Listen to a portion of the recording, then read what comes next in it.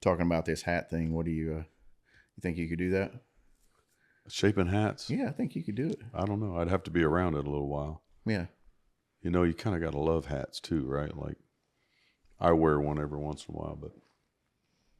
Yeah, because I think last season you had one on, right? Did you wear one? Mm-hmm. I think you could do that. What gives you inspiration for your art? Stories. Yeah? Like, give me an example.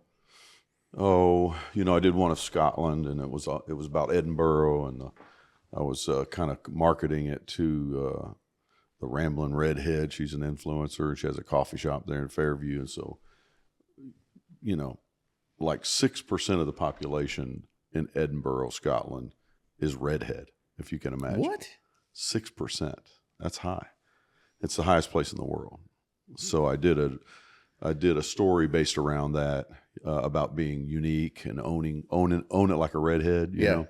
Yeah. And so that was the map of Scotland. And is that in there? That's in that location you're talking about? I'm trying to get their attention. I never have been able to talk to anybody but the coffee shop director. I can't get to the decision makers, but so mostly stories, inspire the maps, because maps are a story, right? So so then each of us we're tied to different stories around maps, and so I like to tell stories. Is a map always kind of the foundation of your pieces? Everything I do is a map, pretty much. Do you do? Although do you have any work that's outside of that? I've done some paintings, like portraits of my kids, but I find myself frustrating with that kind of art because I'm too picky. Seeing the landscape of a face is very hard to do. I have total respect for people who can actually do a portrait and make it look like the person. It's not easy. The landscape of your face is very nuanced, and if you get something wrong, you miss the look. So when I do that kind of work, I find myself just angry the whole time. I'm like angry, like I'm trying because you can't get it to go like you want. It takes a lot of work to get it where I need it to be. Yeah. Did you see the movie something Forgiveness? What I tell you that was called, Royce? What is it called? Displaying Forgiveness or Showcasing Forgiveness? Mm-mm. Dude, you need to watch that movie. It is about I don't know if it's based on true events, but the guy lived a pretty rough childhood, and he ends up being like this just phenomenal painter. And I don't want to tell you, I can't tell you too much about it because it's one of those things like that. Just it kind of keeps revealing and revealing, but it's all about his art. But you don't really realize what you're seeing on the art. It's almost like how you look at a painting and you've looked at it for a little bit and you've looked at it for a little bit. And then one day you're like, oh, holy shit, that's what that's about. I usually don't say that, but. Well, yeah, I'm aware. But that's what I would say. What would you say, Royce? Holy caca. Holy caca. And Paul would say, holy poo. Holy, what do they say on the holy what, Batman? It's holy of all kinds of. Holy schmoly, Batman. Holy schmoly, Batman. Can you believe that? Holy Frankfurters. No, but so throughout the movie, it's like his art is revealing what went on in the story of his life. And it's like I was on the plane to Germany and we're sitting in economy. So there's people everywhere. I'm sitting by a lady who I have no idea who she is. And I'm just like... like I've got my head turned over to the side here. That's always sinuses. The worst. I just got some sinuses. You're on a plane and you're watching something that's really just getting you, and you just try not to just. I can think of two movies that did that. That one and A Star Is Born. Oh, I'd never watched that with Gaga and Bradley Cooper, and I'm just over there like she's singing that song at the end. And I am like, I'm like my shoulders are almost shaking, like I've got my cover it sobs up over at my that head. point. I'd be interested in doing other kinds of art, but I end up doing maps. I have so many of them like backlog that I want to do that when I do have time, I end up doing the maps. And that's your signature. But I was curious because I'd never asked you that if it was, typically always a map base. I like lots of things. I'd like to just chat a little bit about what gives us inspiration and the giftings that we've been given. Like everything from painting to art to this hat that I'm wearing, to writing, speaking. Like, let's just take a little bit of time and unpack where we feel like that inspiration comes from. And just a little bit like, have we lost the gratitude for, like really, really talented people in painting, Did you watch writing. the Bob Dylan movie? I have not watched it yet. Did you I watch saw it? mixed I'd like reviews to. I on it, haven't but seen Yeah, I walked away from that. I was telling Adam the other day. I was like, it made me feel like doing the unique things that are in me, right? Not him, not to mimic him, but Correct. but that inspired me. It was like, we should chase our own dreams. Now he's a little bit of a jerk sometimes, but So, you're a little bit of a jerk, or Bob Dylan was a little. well, bit? yes, Yeah, that's what yes, I- and that's what yes. I heard. If the Yeah. shoe fits, Mhm. yeah. Yeah. But no, how did Holy, Holy Holy Frankfurt. Toledo, Batman. Yeah, Just- Holy That's Toledo what is it definitely is. one. Holy Toledo. Holy Toledo, Batman. So, like, how did that movie give you some inspiration then?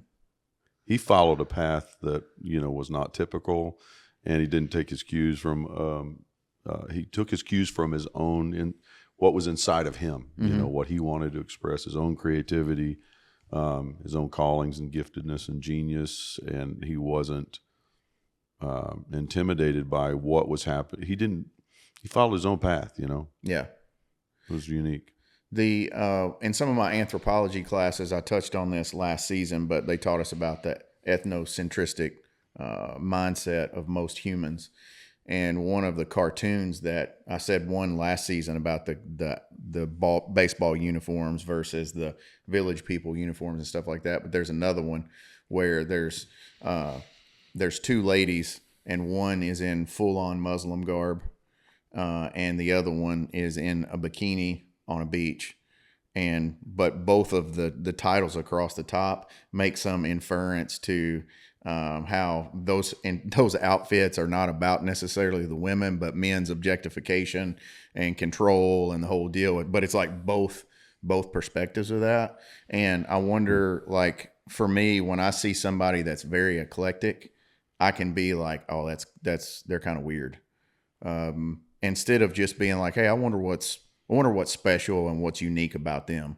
So when we're talking about like coaching and really loving people well, like what does it say about us that when somebody is eclectic, like a Bob Dylan or some, just pick an artist that just looks different. What is it about us that's like, yeah, no, that's weird to me. I don't think I'd do that. Well, I think there's two things for me. The first one is to remain curious, and that's the antithesis of cynical. So you can respond to something that's like out of your comfort zone, either curious or cynical. And I find that in the modern sense, when everything has been reduced to a technique in order to get fame or whatever, sometimes things like, I don't want to name any names, but who's going to be the next most outrageous person? Mm-hmm. And so at some point, it doesn't feel as much as authentic as a shtick to draw some kind of ire or outrage or to get attention. Yeah. But it still holds, although I'm using an example. It's just like, I have to decide, am I going to be cynical or am I going to remain curious? Yeah. And I want to remain curious, but I also would like to be observant enough when, is this just a multi-billion-dollar corporation putting a person in front of me where they may not actually be that thing, Yeah. but they're playing a part? Yeah. But when I see authenticity, I don't want to put that cynicism onto them. I'd like to sit back and appreciate it, Yeah. and let it inspire me. Yeah. Paul, how old were you? And this is not an old joke, I promise. But how old were you whenever Elton John was making his big... You had just drawn Social Security, right? I mean, yeah, you got his first Social Security around that time, his first check. I wasn't going there. That was all Royce. I just had a genuine question. I was really trying. You mean like what was our reaction? No, to Elton not John? that. I'm Rocket saying, Man. how old were you whenever Elton John was getting Teenager, big? yeah. When he was, wearing all of his he's toned it down a lot in terms of his crazy outfits. But at one point, it was like the more out there outfit he could get. That's what he would wear. So Yeah, teenager. Yeah. yeah. And what do you remember was like? What was the response from the circles that you were in at the time? Well, I think his music and the popularity of the music kind of trumped any misgivings you had about his, Flamboyancy. His flamboyancy. Yeah. Yeah. So you just were like, what in the world? But the songs were amazing. You know what I mean? So you kind of like, whether you had a critique about what he looked like, his music was amazing.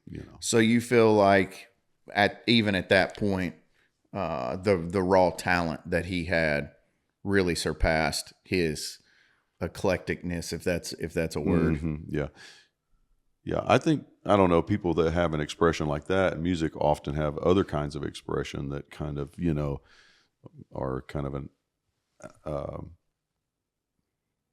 a bolt on to that whole mentality of just going your own way, so they do things differently. But not everybody's flamboyant. Some people are just... Dylan wasn't. No. Yeah. Lyrically, maybe. Yeah, I mean, he didn't know how to dress, actually. Right. He just kind of pulled something out of the corner and put it on, And yet it works. Yeah. It kind of had another kind of cool. I mean, Steve Jobs, he just decided... Turtlenecks and jeans. Yeah, he decided on one outfit was good, so just... Yeah. I think he washed it. Yeah. Yeah. Yeah. So I'm just curious, about, want to get to the place where I appreciate, I mean, you've met Lance and Lincoln, and those guys are rock stars in our company. They're tattooed like crazy, pierced all over, never know what color their hair is going to be. And, I think even where we're at still today in as advanced as we've come in accepting all kinds of things, I think they would say from conversations that I've had that they still get some looks where it's like, I don't know why you want the bull ring through your nose and all that stuff. So what is it going to take for us to get to where we love well, whether somebody looks like us, smells like us, walks like us, and then just really embrace the talents that they have? Because in both in the career, in a career or in your art, that's something I think is pretty crucial. So I've been oddly drawn to people like that. It doesn't bother me. It's not off-putting to me. Just because I wouldn't do what they do doesn't make it off-putting to me.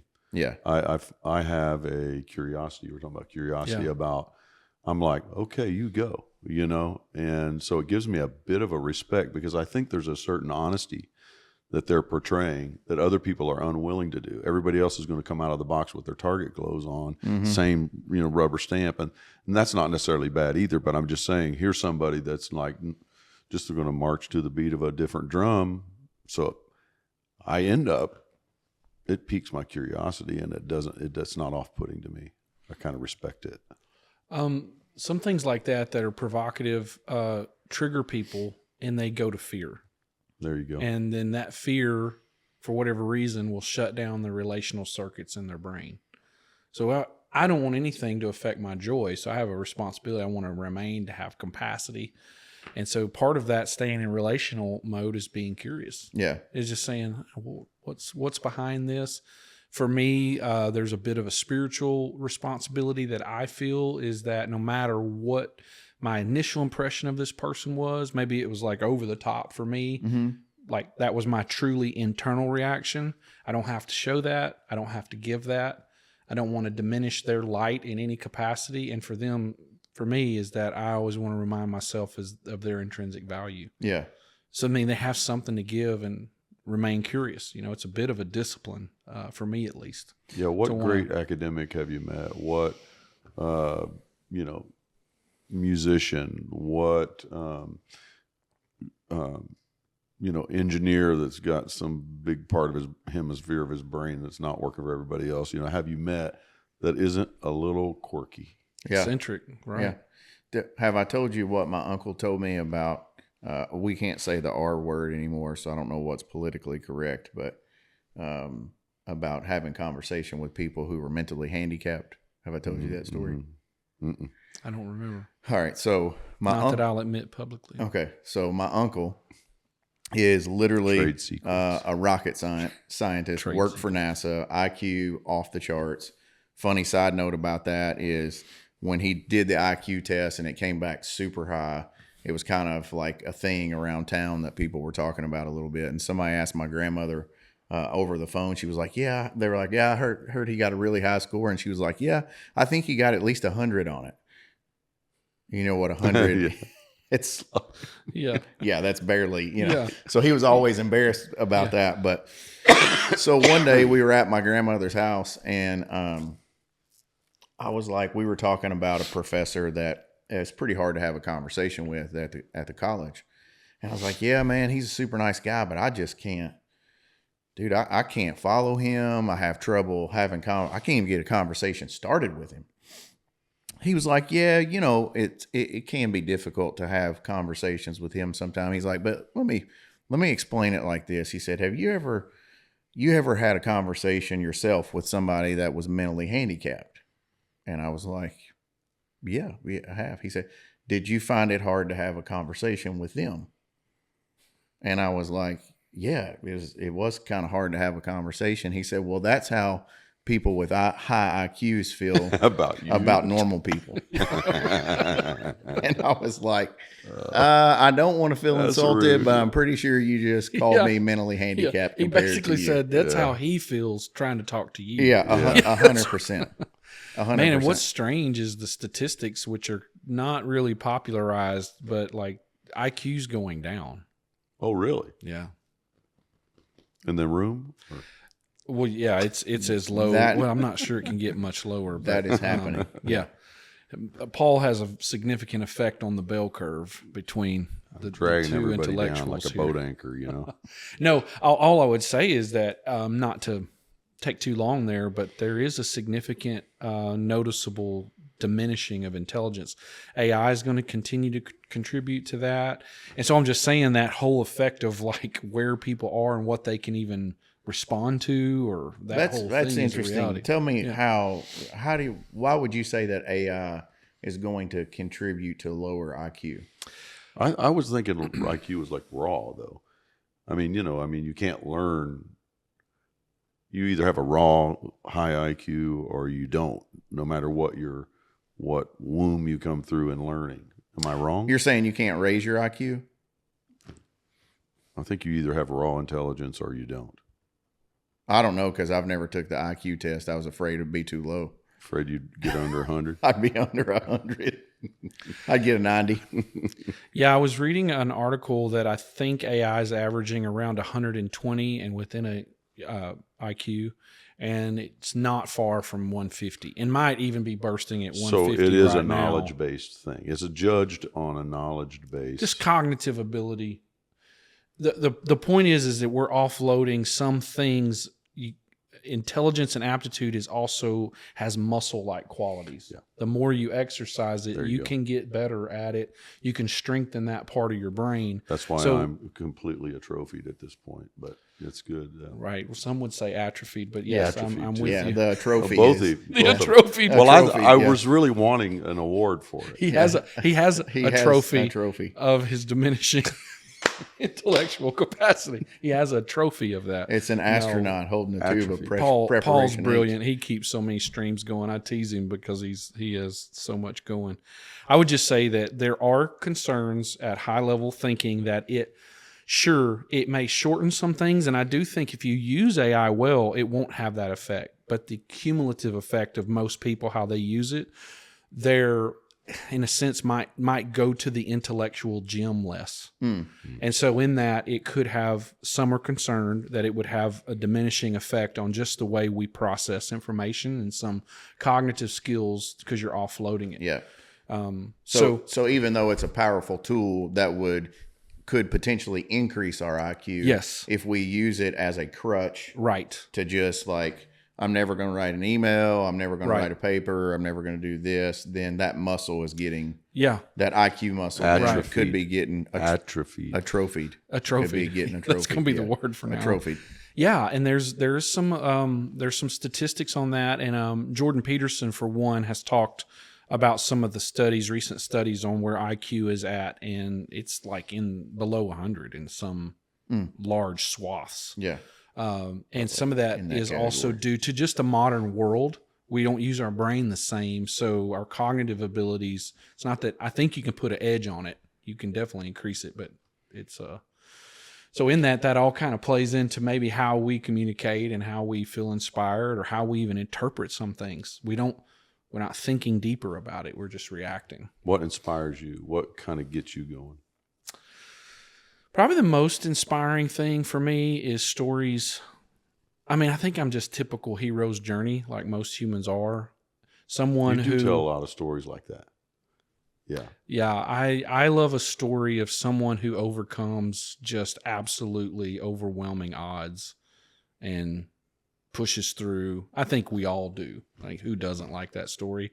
But they fire me up. You know, I mean, from 1995 with the Hollywood stylized depiction of William Wallace in Braveheart. Oh yeah. Like, while he didn't live in the end, man, he becomes such a symbol of freedom. I mean, I think that would just capture that spirit of, I don't care what you throw at me. Yeah. Like, seriously, and here's a little tale, right? On a Reels, if I have a moment and I'm flipping through Reels, I'm starting to get more Reels of like emotional, inspirational music, and like Earl Campbell or Walter Payton or Barry Sanders. I'm just getting the hog pictures and the yeah, he's getting hog pictures. No, what I'm getting at is it's so cool, and I love whoever's doing these, but they're slowed way down. Some of their most famous runs, and the music's with it, and there's inspirational words coming up, and I promise you, I am pumped the rest of the day. Yeah, you know what I mean? That's how you start your day. It's seriously, it's just like they're trying every way to bring him down, but they just. You come out of the RV like the Ultimate Warrior. Oh yeah, bro, got the bands around each arm. Like, whoa! Yeah, you're at the. I'm more Hacksaw Jim Dugan because I'm from Texas, son. I got my 2x4, and I'm like, come on! You come out of there and Ric Flair and go to the KOA pool, and you're just like, yeah. It's funny. I had Hacksaw, and then I'm like Ric Flair. woo, woo. You know, I mean, yeah, it pumps me up, man. I really, probably my whole life is just that feeling of like, man, I don't care what's thrown your way, just grind, stick with it, hang in there. It's the message of never giving up that just lights a fire in me, you know, and stories of people who never gave up. Yeah. Love it. What about you? Love it. Probably like redemptive type stories, and that can be religious or non-religious, but like how we took the old building downtown and restored that, redeemed that, like Into the Crowded House, all of those type projects. When I see somebody who takes a business, even Casey's story, that was on the pod, you know, a few episodes ago, where she had to come back in after her father's passing, and just, that's a little bit of an overcoming story as well. But she had to, you know, continue to bring that business along. I think that's one of the reasons why, Paul, you and I worked well together in a lot of the projects we worked on, because I know you like that from a build out perspective. You like to see something, and you could start from scratch as well, but you also like to take something that's old and kind of bring it back to life. So that really, if I have that going at work, I can stay like, if I'm in a construction project, super full tilt. Yeah. If I'm in a construction project, something just that, I will just waste a whole lot of time. I will waste, you know what I mean? It's like, I can be inspired by raw land, potential for buildings, construction, just creating something, developing it out of nothing but an idea. That's so fun. And that's true of other things too, like organizational efforts. That's fun for me too. Creation inspires me, not necessarily a story or a person, but the potential, the opportunity. Yeah.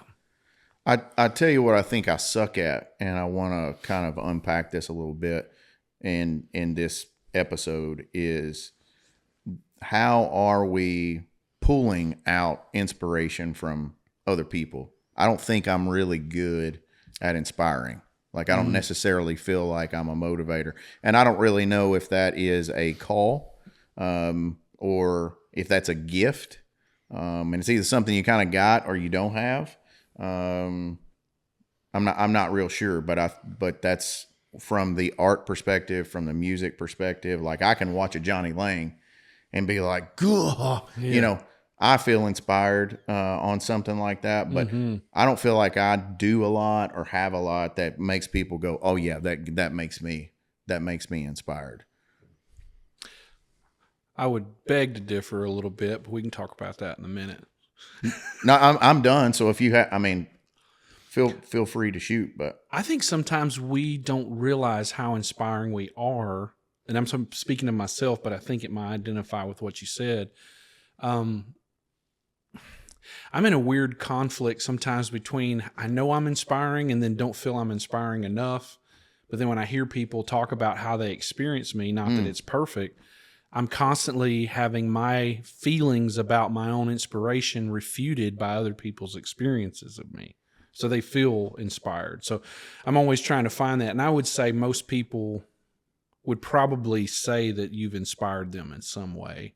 It's the way that you're doing it might be different than the standard you're comparing yourself to, or how you've pictured what But is our goal, to live a life that inspires somebody? I mean, it sounds right, but I wonder if a better mode of eliciting inspiration is not seeing someone else's areas to be celebrated.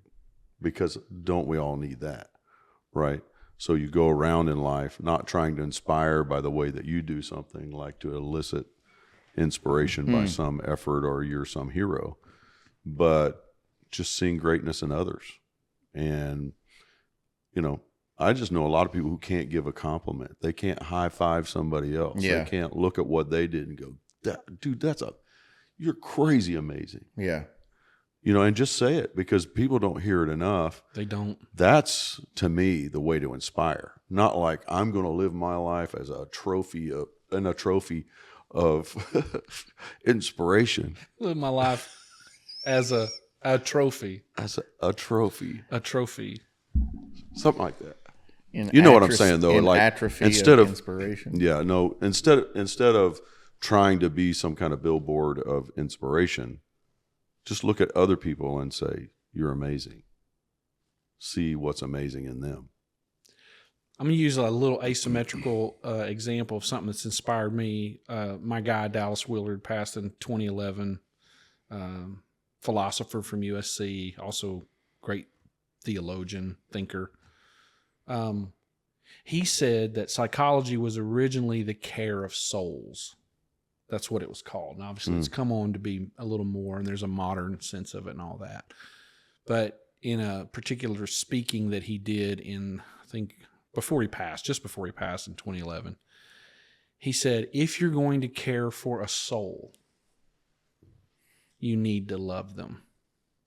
That's good. It's just stuck with me. And I think, for me at least, is just attempting. Now, you may not know everybody, and I know that love grows in trust, but like the attempt to love well. Yeah. In every encounter, I just don't think it lacks for inspiration. Yeah. For people. You know what I'm saying? When you just attempt to say, hey. Yeah, you can inspire people. And, because always we're going to feel a little bit of the imposter syndrome, Sure. You're trying to be something, you're trying to always be something, you present yourself as something. That's just an empty pursuit. It just, I don't know, like how I appear before people, like somehow somebody's going to go, ooh, wow. Mostly they'll go, well, he really thinks he's something, doesn't he? You know what I mean? Like when you're saying that like whenever you're trying to be inspirational? Trying to live a life that somehow exudes something in such a way that people are inspired by it is, to me, not the motivation. No, because I think once we try, we can move into pretense pretty easy. Yes. And there is something about a human being, their radar they for see crap it, man. Yeah. is strong. Yeah, the crap and you're just radar. like, they know that someone's in character. They feel there's something behind the facade. Like, where are you trying to take me? What do you want from me? I think you see that. Well, you said at the beginning, sorry to cut you off, but just real quick, you said at the beginning, from a music perspective, is it some grand production from somewhere? Is it Milli Vanilli or lip syncing, or is it Elton John? Right. And there's no denying those those two factors. Go ahead and I want you to finish your thought. But I'm also speaking of not just, hey, I want to inspire people with my actions, but I feel fake sometimes when I'm like, I feel like sometimes I'm over complimenting. Like flattery? Yeah. It's like it's flattery instead of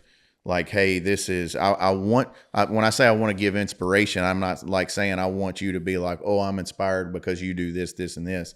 I'm saying it more from the aspect I want to encourage and help you find inspiration. And when I do it, I feel like sometimes that, for me, I feel like it comes off fake. And I don't want people to be like, well, he's just blowing smoke. He's not really, it's not real genuine. Well, I would offer a definition for flattery, because there's sometimes as I'm growing, my emotions aren't as connected to some things, but that doesn't make it wrong or fake yet. I'm not just acting, I'm growing. So my emotions may not have caught up to the action. So I would just say flattery is anything you want to hear for my benefit. Say that again. Flattery is anything you want to hear. I'll tell you whatever you want to hear for my benefit. Yeah. It's not for you. It's really that subtle. It's a leverage. And that's loving well. So it's like, so what I was getting at is to not, loving well is to not do that. If I could get it out, I would. No, yeah, of course. If I'm doing it for me, I'm not loving well. But to love well is to say, I would like to live a life authentically that loves me well. That's part of being authentic too, is that I got to be good at loving me and loving you, which means I really want to see the real you. I really want to know you. And you, even though I don't know you yet, I'm going to lean into the assumption that my personal values is you have value and you've got something that I'd like to learn from or experience. And I'm not interacting with you based on solely how it's going to benefit me. Exactly. I mean, I think that's perfect. And curiosity, you were talking about curiosity in another session. I think that's a lot of it. That's a kind of inspiration, right? If I want to know about you and I have questions about you, your journey, what you're about, it's a compliment. Yeah. Right. You're not complimenting somebody. It's not flattery. That's inspirational. That's somebody, oh, wow, they value me. Right. And so it inspires them. An authentic, glad to be together joy that we talk about a lot that's really impacted my life is inspiration fuel. When you're with someone or you're in an environment where you feel seen and someone's happy to see you, it actually lights up the part of your brain that gets you creative. So it's a gift you can give to somebody and is given to you as well that can get you inspired. Yeah, so take somebody who always has RBF and their face is just always, I struggle with that. What? He's looking at me weird, like he's looking at me. He probably doesn't even know what that means. No, I do. What's it mean? I just don't use those adjectives. I find it unnecessary. Okay, I'm impressed that. But I would use the acronym. Yeah, you would use the acronym. Yeah. He would say it's resting bitterness face. Resting bitterness face. Of course. Yeah. So I have that, and I find myself like when we've been doing some recordings, when we had a monitor that was turned around, like where I could see myself, I'm like, oh dang, I look pissed. I got to smile a little bit, And so I think that whole approach to how I want to encourage my team members at work. Sometimes I'm just not cognizant enough about that. I want to be, but it's when you're in the daily grind and you've got stuff going on, maybe you come out of a meeting that wasn't quite, you didn't get the news that you wanted. It's tough. It can be mentally draining.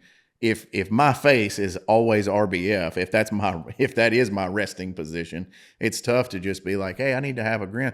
And what used to frustrate me is, like we were joking a while ago about, you said I had the shit eating grin. Like when I would try to do that, that's what it would come across as. And like people would be like, why you got that shit eating grin on your face? And I was really like just trying to be like, hey, I'm really just trying to be in a not RBF, but it still come off as like insincere. He's up to something, So I really struggle with that for a while. I think it's better now in terms of how it is in my mind, because I think I've just figured a little bit of that out. But to be in that position, be in a leadership position and try to be where you are constantly being affirming, being encouraging, offering inspiration to the team, it can be exhausting. It sure can. It absolutely can. And sometimes not, okay, I'm going to stop the sometimes. All the time, that kind of inspiration is cumulative. As people know you know what I'm saying, they will look at all the other ways that joy can be seen, maybe not just a smile. And then as we grow, we might find this like, hey, I need a few minutes. You know what I mean? Just like letting them know, Yeah. you know what I mean? That I can't perform right now. Sure. And I mean that in a good way. Sometimes we do have to dig deep and give people what they need. And sometimes we're just not in a place to be able to give it. But all of that is a cumulative of people get inspired when they're in long-lasting working relationships based off that glad to be togetherness that we all feel responsible for and caretake. Yeah. Because no one will ever have sustained inspiration in absolute isolation.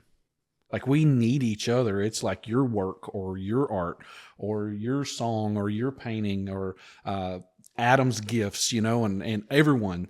It's like all of that works together because inspiration is not something that can be seized in isolation. Yeah. Do you find that we'll shift gears here a little bit. Do you find that it is more difficult or easier when it comes to inspiration and pulling this talent out of your kids or other people? Which one do you feel like is more difficult? Oh, definitely your kids, I think. Your kids? How so? If I had that figured out, I would. Yeah, and the reason I'm asking is because I want to learn from you. No, I think we found who we need our next leading expert to be. Yes, you know, like, yes, exactly. Like my daughter, bless her heart, you know, when teenager, we just went head to head, and I just had this epiphany at one point. I got to stop this. I was just all up in her grill all the time, you know, like trying to get her to think reasonably, and I just stopped, and I just started like celebrating her.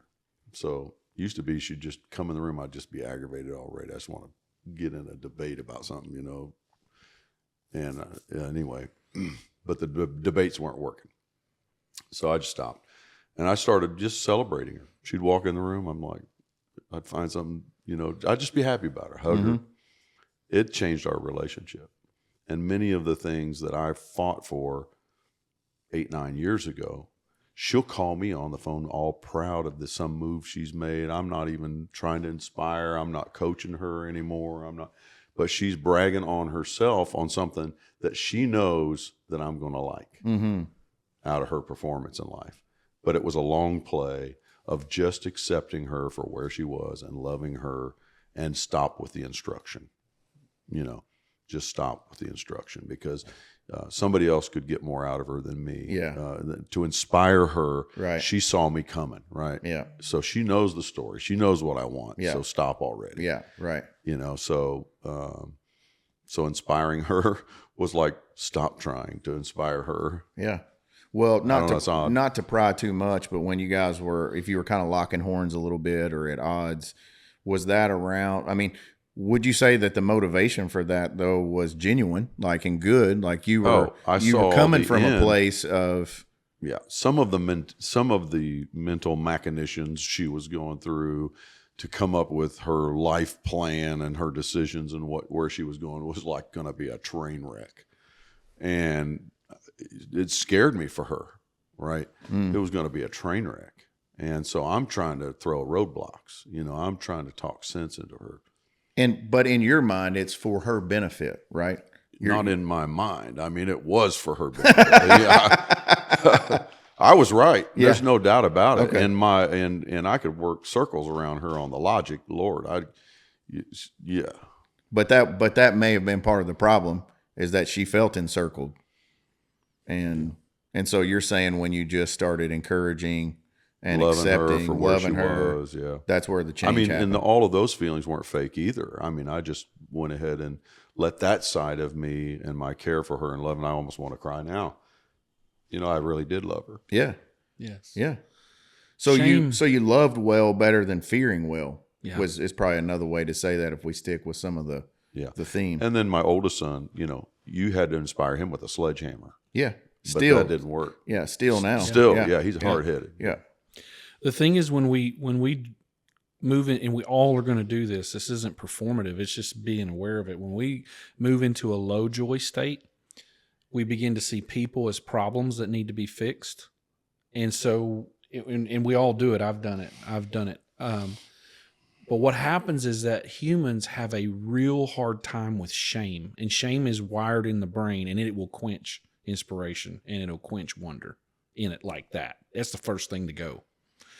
Because here's what's weird about it. Shame is hardwired in our brain, but not toxic shame. And we, almost all humans, some do well with this, but a lot of humans, especially in a social media world, get their shame circuitry, they confuse the message. The original shame circuitry is to warn you that your behavior is reducing the joy of the people you love. That's a good warning light. Problem is that people have had it stomped on in their life for various reasons and ways. And when it goes off in a good way, it doesn't tell me I'm making a mistake. It says I am a mistake. And when that you can be sending pure white love, but because that shame circuitry is going off and the message is confused, we're quenching inspiration, we're quenching wonder, and the person has interpreted that moment. So if we want to get through, we have to find a way to reassure them that you're not a mistake. Yeah. You know, and again, I'm not just speaking to that. I'm looking in my own children's that's life too. That apropos. Well, and it's how we inspire. You know, and this idea of living in inspiration well. I just think we need to be aware that most people have a hair trigger with their shame, because it takes a bit to work on that and sort that out. That when I feel maybe what I would call a sense of conviction that I can do better. Yep. That doesn't mean I'm bad. It means I just made a mistake, but I still have a lot of value. And that difference there is going on inside of people all the time. Yeah. So my son, Evan, was really good at baseball from an early age, and I got super excited, got the opportunity to coach him from the time he was 7 to like 13. And I'm a hard ass at coaching, but I'm going to be that way for everybody. I think where I found myself kind of in that situation, like what you're talking about with Jelaine, is I found myself having higher expectations for him that weren't really fair to him. But it's because it was what I wanted for him. They were your aspirations, not his. Yeah. Yeah. And it's in my mind. It's like, hey, I know that you can perform at this level. And again, like you said, that is a true statement. Like, I for sure knew what his talent was, and I knew that he was underperforming at times in his talent. So I would gouge him a little bit harder than I would others. And what it did was it took his joy out of the game. Yep. And he was like, hey, I'm ready to quit.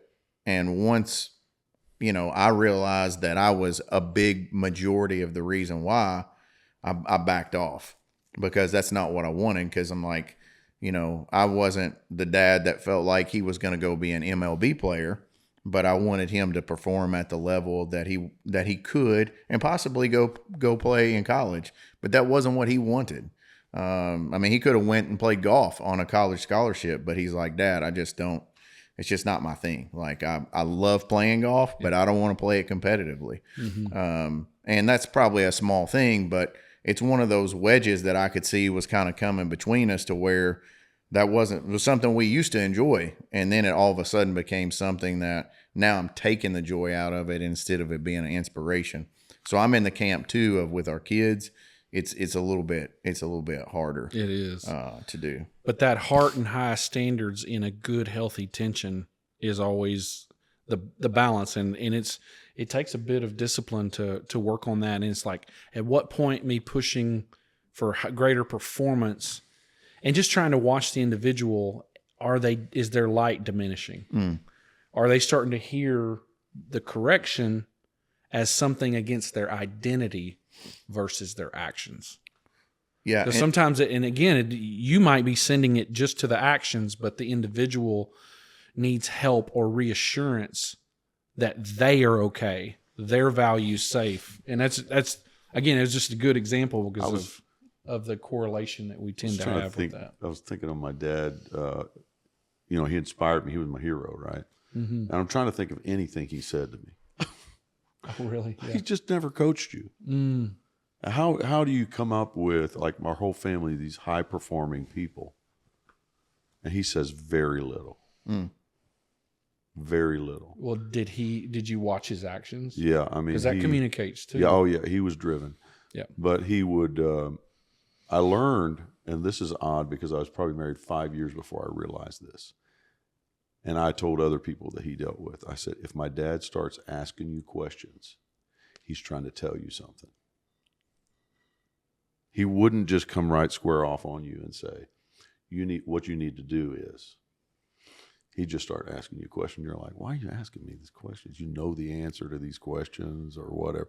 He's just trying to get you to arrive somewhere. Yeah, he's kind of leading the witness a little bit. Something like that. It's a kind of a kind way of building a fire under you a little bit or course correcting. Yeah. But if you didn't take the bait, he didn't keep digging. He would back off. Yeah. Yep. Yeah. It's interesting methodology. But effective. Yeah, but then I always, the reason I coach is because I feel like I missed some. I think I could have gone further faster if he would have just weighed in and said, Paul, do it this way. Mm. I would have. Yeah, I would have responded. I would have, taken a Mack truck for him. Yeah, that's someone who's saying, I want to be coached harder. Yeah, me. But I also think, what's the possibility if, now you're saying that you would like a little bit more in doses, but what if for him, the flip side was, he's going to be in the gas on you all the time like I was with Evan. Then you're like, hey, drag the brake a little bit. Yeah.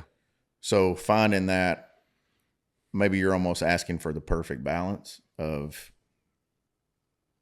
Yeah, I just think he could have said a few things that set me on a course. Yeah. Because I would have a little more clarity. Oh man, I would have jumped over the wall and ran through the troop, if he would have just said go. Yeah.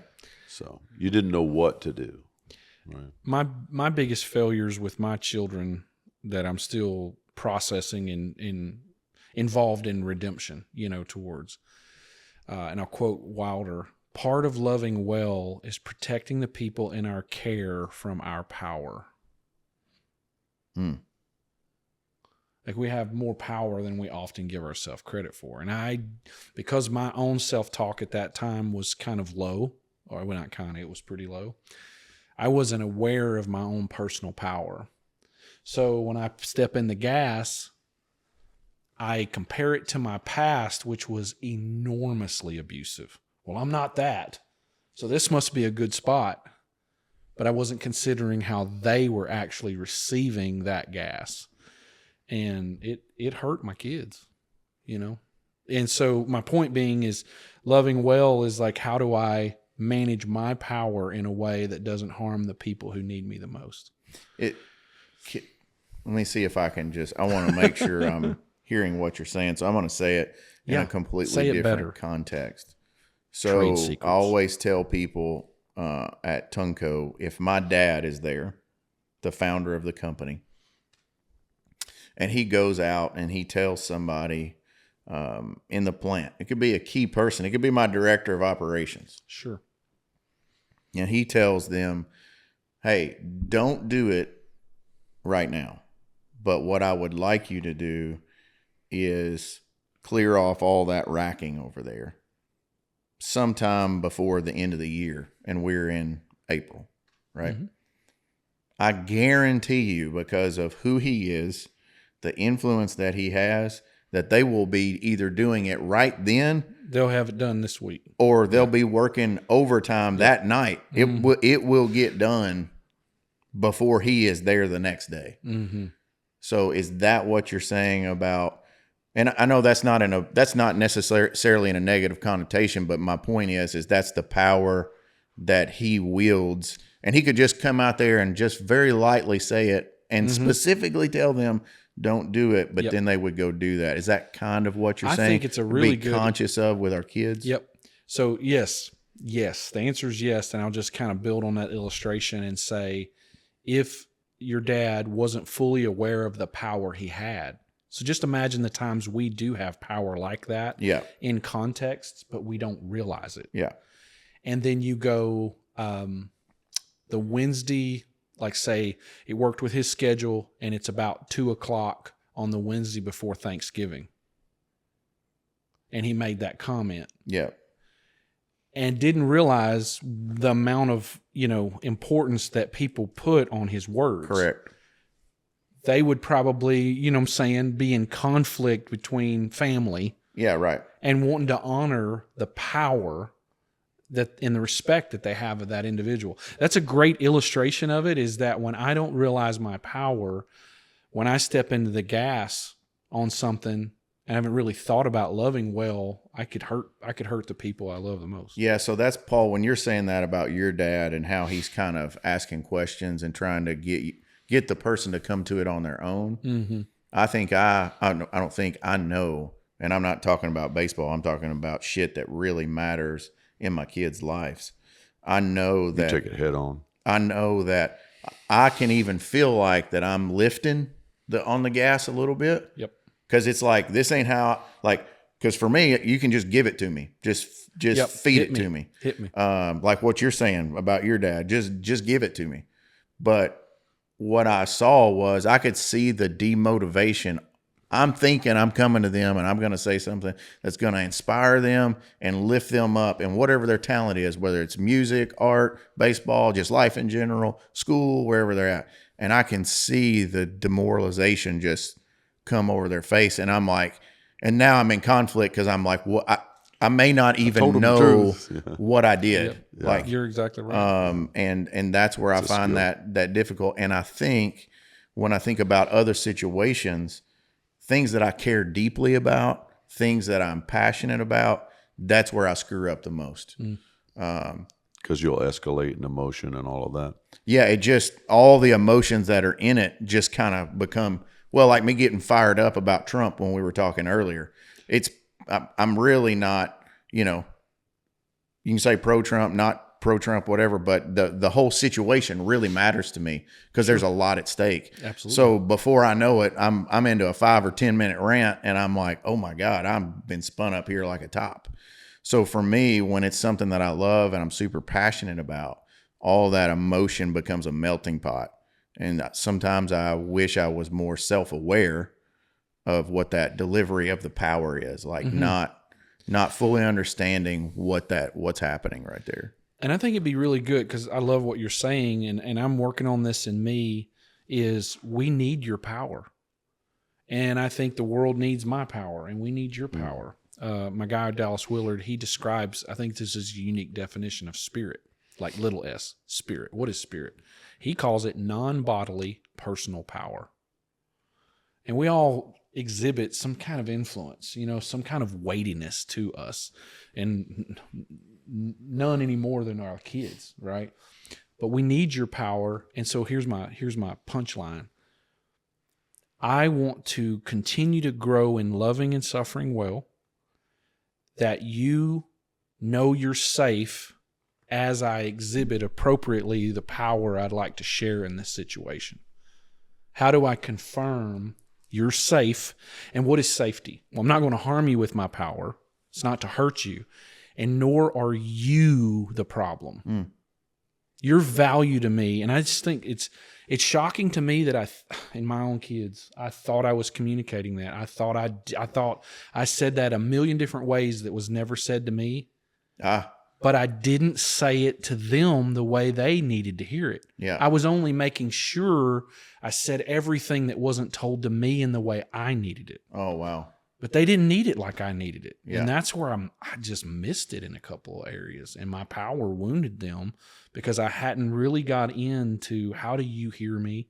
How do you experience me? And what do you really need from me? Yeah. And so you're trying to ensure that what you felt doesn't happen to them. Yes. But they wouldn't have been, and I think we missed the fact that they wouldn't be feeling that anyways, because they're not in that situation. Exactly. You've already created that safe space for them. Yep. So then our motive for how we're delivering what we're saying is still trenched in what our past experience is, instead of us trying to put ourselves in their shoes. Beautifully and be like, said. okay, how can I? Every game plan you have for each kid in your head ain't going to work. Correct. Man. You know, you're going to have to always have a dance going Truth. on. Yeah. Truth. My dad did a good job. I was just thinking, as you guys were talking about, how he did inspire me.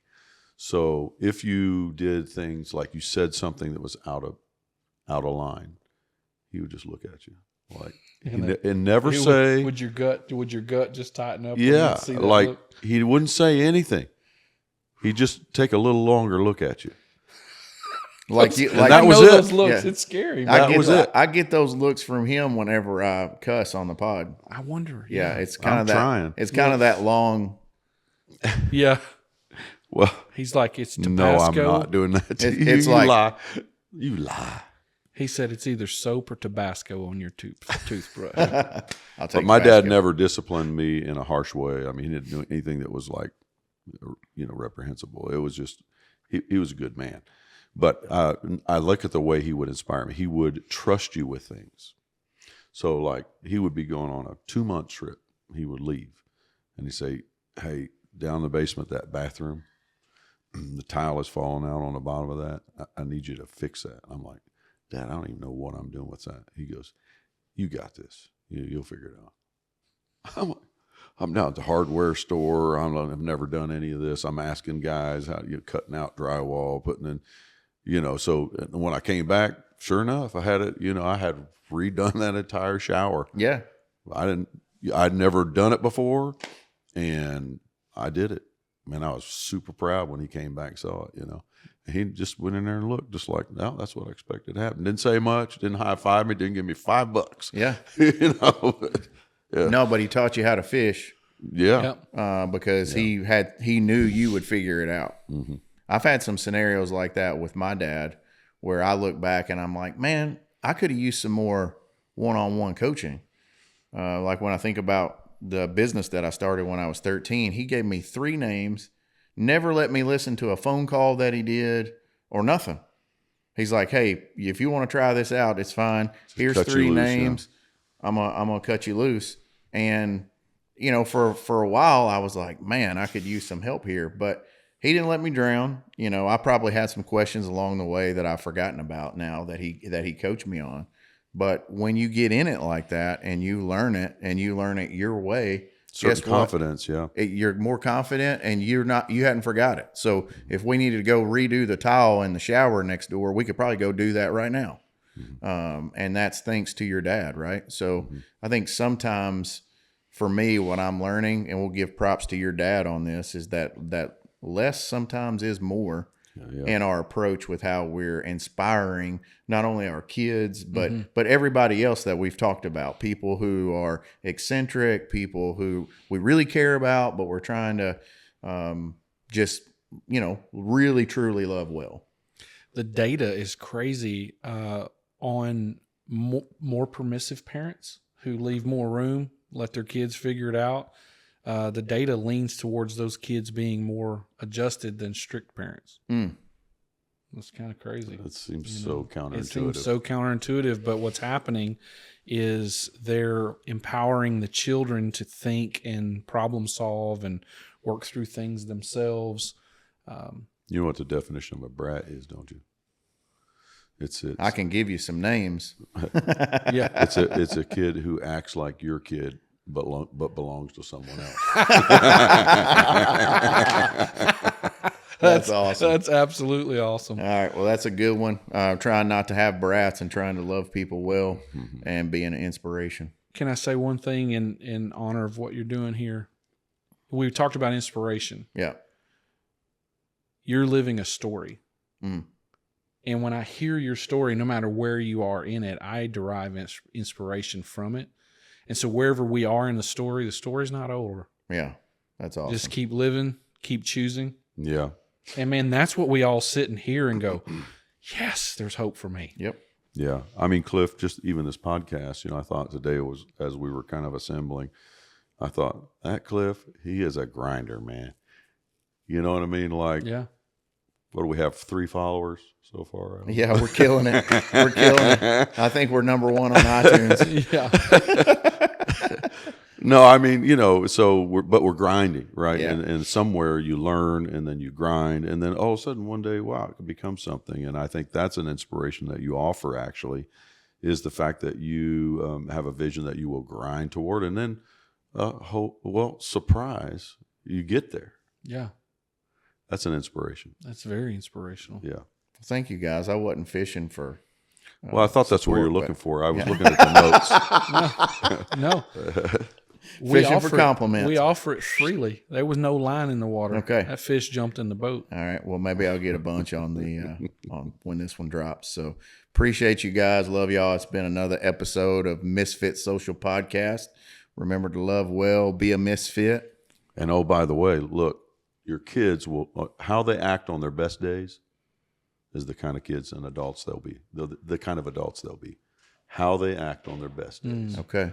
That's the Good kind wisdom. of adults they'll be. We're a couple of misfits. We're a couple of